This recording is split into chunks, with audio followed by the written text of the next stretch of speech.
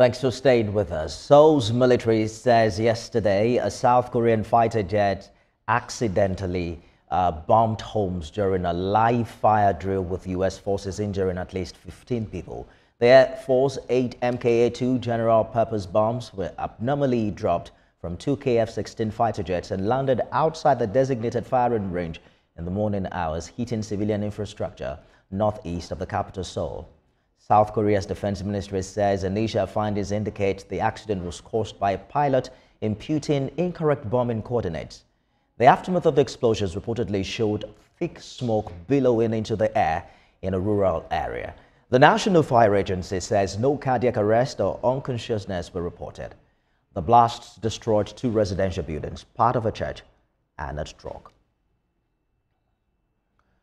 And just weeks after the first Western tourist entered the country for the first time in 5 years, North Korea has stopped tourists from visiting. Several tour companies say trips to the country have been cancelled until further notice. But the North Korean government has not given a reason for the sudden halt to tourist entry. North Korea sealed itself off the start of the COVID-19 pandemic in early 2020 and started to scale back restrictions in the middle of 2023.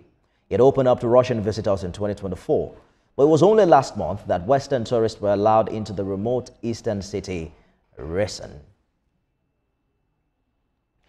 Back in Africa, security forces in South Sudan have arrested the oil minister and an army general who are senior members of the main opposition, sparking concerns that the peace deal that ended the civil war may be under threat.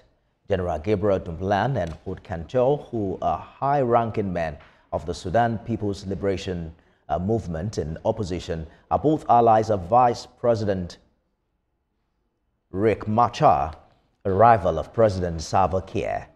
The arrest follow reports that the White Army militia had seized a strategic town in Upper Nile State close to the Ethiopian border after clashes with government troops. But the White Army fought alongside Vice President Machar during the civil war. And soldiers loyal to President Salva Kiir have accused the vice president and his allies of supporting the rebels. No reason has been given by government for the arrests. Well, the UN and African Union have warned that violence could spread, and South Sudan is the world's newest nation after seceding from Sudan in 2011, but a civil war has been plaguing its progress. Dozens of people in the Sudanese state of North Darfur are feared dead following heavy shelling on a camp for displaced persons. The paramilitary Rapid Support Forces allegedly attacked a crowded market at Abu Shok, a camp on the outskirts of the city of El Fasher, for roughly 2 hours on Tuesday evening. The camp is home to over 500,000 displaced people, and the assault on its market is the second in 3 days. El Fasher is the last major town in Darfur under army control and has been under siege by the RSF for almost a year. Tuesday's attack on Abu Shok took place at the busiest time of the day. The camp's population is said to be mostly Muslims observing the holy month of Ramadan, preparing to break their fast for the day. Lesotho's government says it's shocked by U.S. President Donald Trump's declaration that no one has ever heard of the Southern African nation.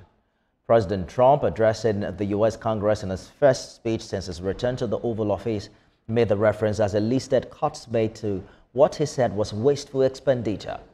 Donald Trump said the U.S. spent $8 million to promote LGBTQ+ in the African nation Lesotho, which nobody has ever heard of. It elicited laughter from some U.S. lawmakers. Lesotho is one of the biggest beneficiaries of the U.S. African Growth and Opportunity Act, which gives favorable trade access to some countries to promote their economic growth. According to the U.S. government, both countries traded goods worth $240 million in 2024, which were mostly exports of textiles and clothing from Lesotho to the United States. Lesotho's foreign affairs minister says it's shocking to hear a leader refer to another sovereign state in the manner President Trump did.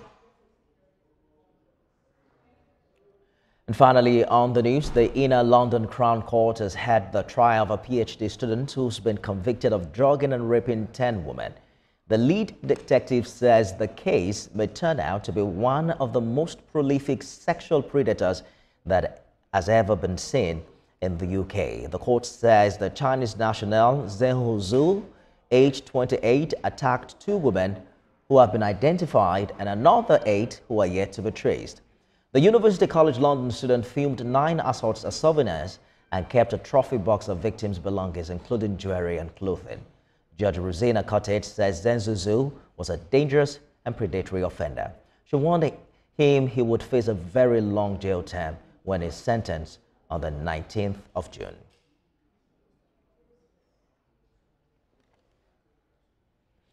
And that's the world now. You can get more of the stories we're covering on our website, tvcnews.tv. Follow us on Facebook, Instagram, and X at TVC News NG. And remember, we're streaming live